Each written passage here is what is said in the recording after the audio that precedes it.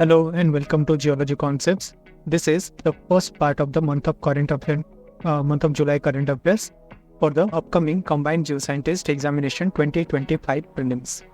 In this part, we will be discussing mostly about polity, governance, international relations, and economy-related subjects. So, without any further ado, let's get started. The first topic is on the reconstitution of the Niti Iog. Okay, so as you may know that the term of the Niti Iog, except for the CEO, is coterminous with the union government. That means whenever the tenure of a union government ends, the Niti Iog's term automatically ends. So Niti Iog gets dissolved, except for the CEO's term, right? So that's why the reconstitution was pending after the formation of the new government in June this year, and now it has been reconstituted again. Now for our exam, we need to know about how the Niti Iog functions, right? So first thing you need to understand is it is a government think tank which was formed in 2015 by replacing your planning commission, right? So planning commission was the body which was involved in the 5-year plans, and it was mostly functioning under the UPA government at that time. But after 2015 BJP government, it was dissolved, and Niti Iog as a new executive body was formed in 2015 for the planning purposes, right? And it was constituted through a resolution of the Union Cabinet. That means it is a executive body, right? So this is an executive body. Now let's look at the composition of this Niti Iog. The first thing is the chairperson is always the Prime Minister of India. Okay, so Prime Minister is the ex officio chairperson of Niti Iog. He heads the Niti Iog as a chairperson. In the governing council, we have Prime Minister, CMs of all the states and union territories with legislature. Now Lieutenant Governors of other territories, union territories are there where there is no legislature. Ex officio members, vice chairperson, full-time members, and Niti Iog has also special invitees. Now, who are the ex officio members? It includes maximum of 4 members of Union Council of Ministers, which will be nominated by the Prime Minister of India himself. Okay. Now, there are special invitees who are experts, specialists, and practitioners with relevant domain knowledge of various domains, which are also nominated by the Prime Minister. Right. Also, Niti Iog had some regional councils in different regions which are there to address the specific issues impacting more than one state or other regions, right? And CEO is also appointed by the Prime Minister for a fixed tenure, who is of a rank of a secretary to the Government of India, right? Now let's talk a bit about the role of Niti Iog in the India's development agenda. So the first and foremost thing that Niti Iog takes care of is the promotion of cooperative federalism. That means it promotes an essence of Team India, which involves all states to work towards a common national developmental agenda, right? So cooperation is there to bring in cooperation among the states. Then there is competitive federalism, which also Niti Iog promotes. Competitive federalism means Niti Iog promotes healthy competition among the states and ranks them through different indices, right? Like the Aspirational District Program, SDG India Index. So this promotes a healthy competition between states on different parameters. Similarly, there is regional and sectoral interventions are there by Niti Iog. For example, Forum for Northeast for Northeastern Developmental Agenda. Then there is Project Sathi for transforming education in rural India and as well. So these are the roles that Niti Iog plays in India's development agenda, right? So that's all about how the Niti Iog functions and how it has been reconstituted again, right? Now moving on, we have a news on Article 341 of the Constitution. Now what happened is, Supreme Court recently ruled that states cannot modify the scheduled caste list published under Article 341, right? So Supreme Court says that whenever there is a scheduled caste list published by the union government, states do not have the power to modify it. Okay.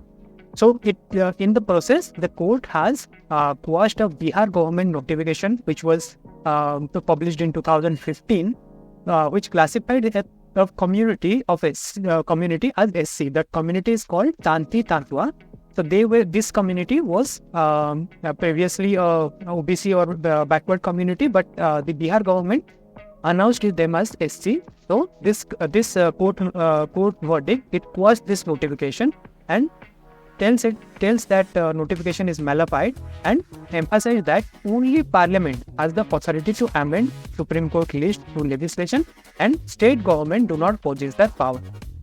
Now the question arises: so how this the scheduled caste list is published? So under Article 341 of the Indian Constitution, it empowers the President. So President is empowered to specify any caste, race, tribe as scheduled caste, right? And for that matter, he has to do it after consulting the governor of that concerned state, right? The list of the scheduled caste is also published to provide special privileges and benefit to the backward communities such as the SCs, right? And also Parliament also authority to amend this list, which are included in terms of including or excluding groups from this the scheduled caste list, right? And it is done through a new legislation where the Parliament notifies that it is either excluding or including some of the group as scheduled caste. So to be very clear, states do not have the power to amend that list, but Parliament does have that power to amend the list, and the list after preparation is published by under the name of the President. So President specifies certain castes on the recommendation of the governor of that particular state, and Parliament makes legislation out of it, right? The state do not form any role in amending that part of the legislation.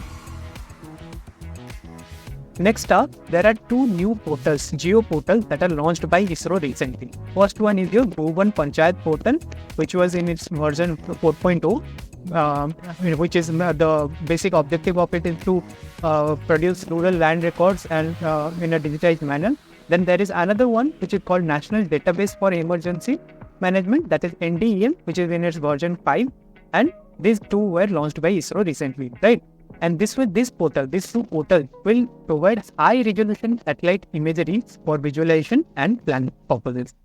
Let's talk a bit about them in detail. Now the portal, Bhuvan Panchayat portal, the purpose is to support decentralized planning and also to empower the planning at the grassroots level. That means at the panchayat level, right? And what are the features? It is basically to digitize land records, and also it is to reduce the dependence on local administration.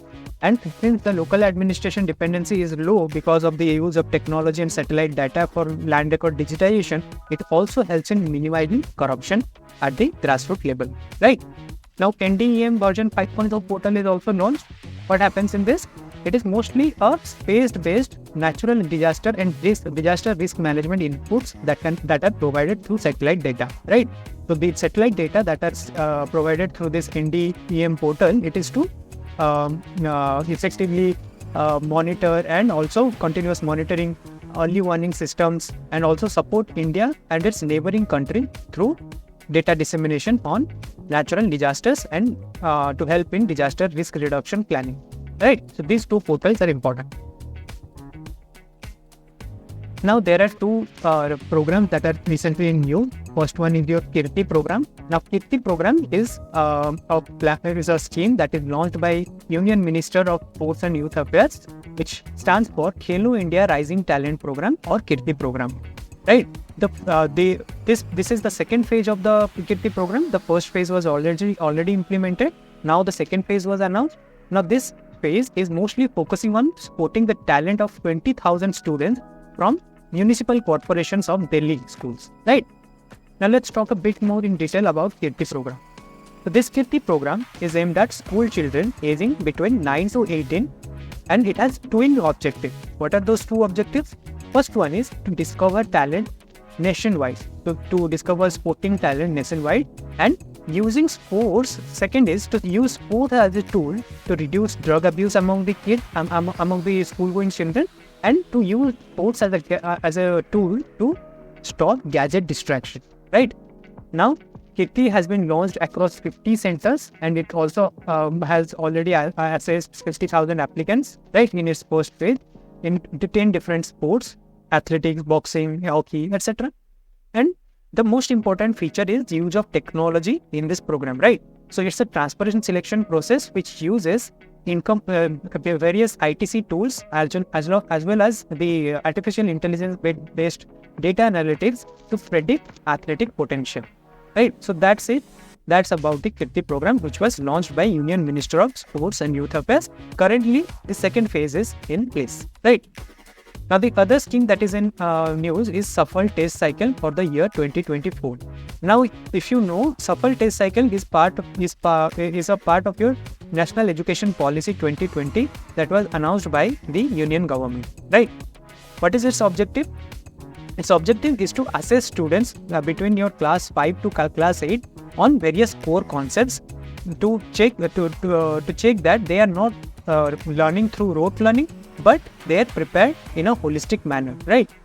So the questions that are asked in Safal Test Cycle is mostly based on science, maths and various languages, which will be of 75 minutes exercise for class 5 students and 90 minutes for class 8 sessions, right? And based on the outcomes, the Safal Test Cycle, they grade the students into four basic categories, right? First one is below basic, then proficient, and then advanced. Now, for your information, this grading is not to rank the students, but to identify the potential learning gaps that are there in the education and to provide personalized intervention without adding any much pressure on the students. So the basic purpose of this Safal Test Cycle is to identify what problem is there in a particular student and then implement certain intervention so that their learning outcome can be enhanced. Okay? So that's about the Safal Test Cycle for the year 2024. Now let's shift our focus to international sphere. Recently, 24th summit of the Council of Heads of State of the Shanghai Cooperation Organization, or the SCO, has been held in Astana in Kazakhstan, and it has adopted Astana Declaration. So after every meeting, there is a declaration that is adopted by the members. So this time, since it is held in Astana, so Astana Declaration was adopted. And the most important feature of this meeting was that Belarus has become the 10th member of SCO by joining SCO in this summit, right? And also Belarus will be the first exclusively European country to join SCO, right? So most of the countries, if you see, they are mostly Central Asian countries, right? Which share border with both Asia as well as with Europe. But Belarus is the first country which comes from Europe exclusive, right? And Belarus inclusion, as you know, SCO is mostly dominated by Russia and China. So its inclusion will strengthen China's access to Eastern Europe as well. So Belarus is a country in Eastern Europe. So the inclusion of Belarus will eventually help China's access to Eastern Europe as well, right? Now let's talk a bit about the Shanghai Cooperation Organization. Now, the Shanghai Cooperation Organization was first founded in 2001 in Shanghai Summit by 6 members: Russia, China, Kyrgyzstan, Kazakhstan, Tajikistan, and Uzbekistan. It has 10 members right now. So these 6 members are already there. Now India, Pakistan joined. So there are 8 members, and recently Iran joined last year 2023 and Belarus this year 2024, right? It also has 3 observer states and 6 dialogue partners. So they are not full-time members. The observers and dialogue partners are not full-time members, but the full-time member count with the addition of Iran and Belarus recently has increased to 10, right? Now, this the structure of the organization of the SCO is such that it has the Council of Head of State, which is the apex decision-making body. So they meet every year to make any decisions on various matters of world affairs. And then there is the Council of Head of Governments, which is second highest council, right? Now there is 2 permanent bodies of SCO, right? So these 2 meet annually, but there are 2 permanent bodies. One is your secretariat, which is located in Beijing, China, and then other is Regional Anti-Terrorist Structure, or RATS, which is located in Tashkent, Uzbekistan. So these 2 things are important for our exam, that the secretariat is in Beijing. You need to remember this, in China. And the other one is RATS structure, which is RATS, or the Regional Anti-Terrorist Structure, which is located in Tashkent, Uzbekistan. Now, what are the objectives? The objectives are mostly on security purposes, that to address the security challenges that are arising around this area, this region of Asia, and resolving border issues. Also, military cooperation and intelligence sharing. Peaceful missions are hosted by Russia in 2021. And the most important thing is to counter terrorism, right? Counter terrorism is a most significant agenda of SCO. And also, recently they are more active in and engaging in education, energy, transportation, all these developmental matters as well. Now, if you know, India has been also very active in SCO, and it has taken few initiatives in that regard. And the first ever SCO Startup Forum was launched by India. First ever SCO Young Scientist Conclave is also done by India. And it also set up a new SCO special working group for startups and innovation, right? So India has been also actively participating in SCO as a regional leader, right? Now, another significant development, India's first overseas Jana Aushadhi Kendra was inaugurated in Mauritius, right? If you know, Jana Aushadhi Kendras are already there in India, which sell generic medicine which are approved by the government. So now India is expanding this Jana Aushadhi Kendras to abroad. So first one is established in Mauritius, right? And it highlights the strong bilateral cooperation that India has in terms of its health sector between India and Mauritius. And this Jana Aushadhi Kendra, as you know, they provide affordable generic medicines and enhance public healthcare in Mauritius as well, right? Since Mauritius is a friendly ally, so India's first step is to provide to enhance the public healthcare infrastructure in Mauritius as well. Now let's talk a bit about Jana Aushadhi Kendras. So they are mostly supported by your Bureau of Pharma PSUs in India, that is BPPI, and it has been implemented under Pradhan Mantri Bharat Jana Aushadhi Pariyojana, and these centers aim to make affordable healthcare accessible, right? The target of government right now is to increase the number of these Jana Aushadhi Kendras to 10,500 by the end of March 2025.